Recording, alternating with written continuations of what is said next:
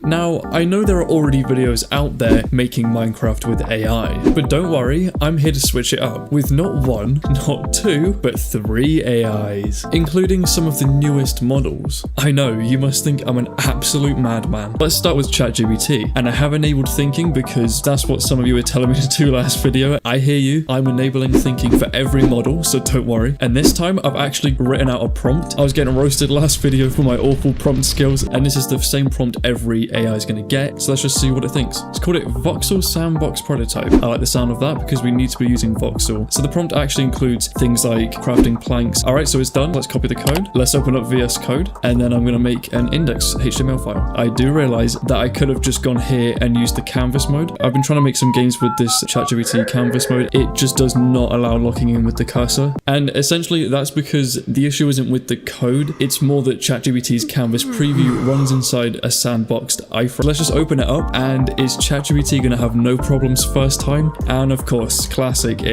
I can't click to play, nothing is happening, I'm in the Minecraft void. Let me just check the console, see what's going on. Alright, so we've got our first little error to do with the pointer lock. Last video, I did get people saying that I shouldn't be screenshotting the console and I can just simply right click and, copy the console. So of course, I'm gonna listen to my feedback and right click and copy. Of course I'm not. I'm gonna Windows key Shift S, I'm gonna screenshot that right there. I'm gonna open up MS Paint. I'm gonna paste it right in there, make it nice and wide like that, very nice. And then I'm just gonna screenshot a screenshot. Inception. I'm gonna paste it in. Since I can't actually use the ChatGPT canvas, I've actually decided to switch over to cursor. Let's make sure we're on 5.1 and it's got thinking on. It's literally just live editing the cause of the error. It's just that easy. Oh, okay. We actually have something. Click to play. The cursor locks in. That's what I'm talking about. This actually doesn't look half bad. We got dynamic clouds. They actually look decent. I'm not even gonna lie. These trees look pretty beautiful. Oh, moving forward goes backwards, and we're also clipping through blocks. W and S key seem to be inverted. Oh, and there we go. Apparently I can break air. Oh wait, no, I can break a block, and I suppose it has no raycast limit. This actually looks decent, and by the way, this is the first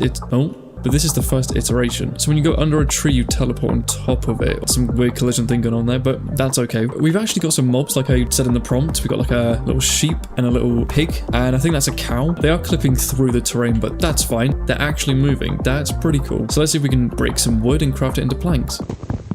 I do love that. It's not exactly accurate to how long it takes in Minecraft, but that's okay. That can of course be adjusted. Remember, this is Minecraft 2.0. I'm pretty sure there was talks about having a sequel. Wow, this is actually promising. Actually, you know what? That inventory looks pretty clean. Z to craft. Let's have a look. And there you go. I've got now 20 planks. And then I can hit enter to make a pickaxe and then an axe, apparently. Pickaxe, okay. And an axe. The numbers aren't exactly correct, I suppose, with the amount of planks, but that's okay. It should be harder to mine this now that I've got pickaxe. And it is. I can actually craft him. I can do what's in the title of the game. The only thing I don't have now is a sword. I'm gonna need to hit some mobs with it or something like that. So let's just go ahead and tell it that. I've now said when I stand directly underneath a tree, it teleports me on top of it. Please fix this. Can you now implement the ability to craft a wooden sword? This should also be able to kill the mobs in 5 hits. Then they despawn. And then of course the mobs seem to be clipping through the terrain. So if we go underneath a tree, it's actually fixed that we don't teleport on top of it anymore. And now we've also got some updated controls. We can craft some sticks with X. Let's find a pig to test this out. 1, 2, 3, 4, 5. And it worked. Mob defeated. You know what this game's missing?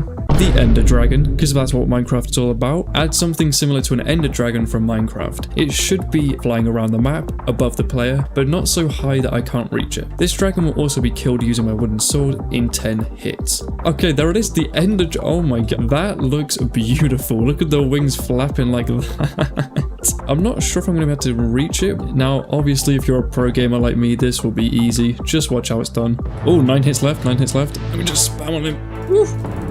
And defeated. Obviously for a normal person that would have taken about 5 hours. We've actually got a game loop and this took what, about 5 minutes? So now let's move on to Gemini 3 Pro, thinking of course. Let's then paste the prompt, examining the core idea. Okay, I like it. It's open the canvas, beautiful. It's called it Voxel Prototype. Let's click to start. Okay, oh, the camera movement is tilting. I don't even know what's happening. All right, so let's mine the block. Oh, I kind of like that. I like the little loading thing it's got going on there. So we can't jump either. My character seems to be really small compared to the blocks. Minecraft prototype, and we seem to be floating in midair, so hopefully the terrain actually appears. Oh, okay, so we've actually got some terrain. The mobs seem to be floating in the sky. That's normal, whatever. The textures actually aren't too bad, and also the inventory at the bottom, nice and square like Minecraft. So let's go ahead and get 4 of these. Z to craft it into planks. The clouds actually look nice and dynamic. We've got some fog. I do wish the terrain was bigger. Can you not implement the ability to craft a sword and an axe as well? Oh, okay, so Minecraft V2. So the pigs are actually grounded. Very, very nice. I'm not sure where the trees have gone. We've still got that beautiful fog. It doesn't seem to be generating anything procedurally. And I fell through the floor. I swear I just saw some trees underneath. Oh, wow, look at that. Okay, that's an interesting take on that. So just spam that. And now let's convert some of that to sticks. Press V for an axe. So the mobs should be able to take damage when I hit them using my wooden sword. This should take 5 hits to despawn them. Add something similar to an ender dragon from Minecraft. Now, of course, it makes no sense that it's in the overworld. Oh, we've got the ender dragon in the UI up there. Got the health, and it knows it's purple. Oh, and there's the ender dragon. It's flying up and down just like in the actual Minecraft thing. Let's actually test out if we can kill the mobs. And it worked. And now let's move on to the actual boss. Oh, the health's gone down a little bit. This should take 10 hits like I said. Oof. And to be honest, this also proves that you can just whip up something like this in like 4 tries. I'm sorry for interrupting this amazing video, but you might be thinking, these games don't look that good. Are you sure AI is good at generating games? To that, I say, this is what I was able to make after just 17 extra minutes of me giving it prompts and direction. A day and night cycle, weather cycle, game commands, and more. And remember, this is all web-based. Okay, so now lastly, let's try Claude. Enable extended thinking, and let's see what it does. Here we go. This looks promising. Okay, it's not locking in the cursor. Alright, so let's switch the agent to Sonnet 4.5. Thinking, of course. Move around the map a little bit too quick for my liking. This is like an actual speed run if it was taken literally. We do have mobs, they are floating. These are the trees. They don't have any leaves, but that could just be autumn trees, planks. The inventory system's a little bit messed up. The map definitely looks more lively. I like that. We're also not running at 100 miles per hour now. All right, so now I'm going to tell it to update the inventory, and I'm actually going to give it the ender dragon thing already. Oh, look at that ender dragon right there. Okay, we got a wooden sword. It's definitely outside the boundary of the inventory slot there, but now let's just try and kill the ender dragon. All right, it is landing. Here we go. Oof, oof. 4 health. Come on. Easy. Dragon defeated. I don't know about you, but I feel like it's missing something. Can you name it? Villages.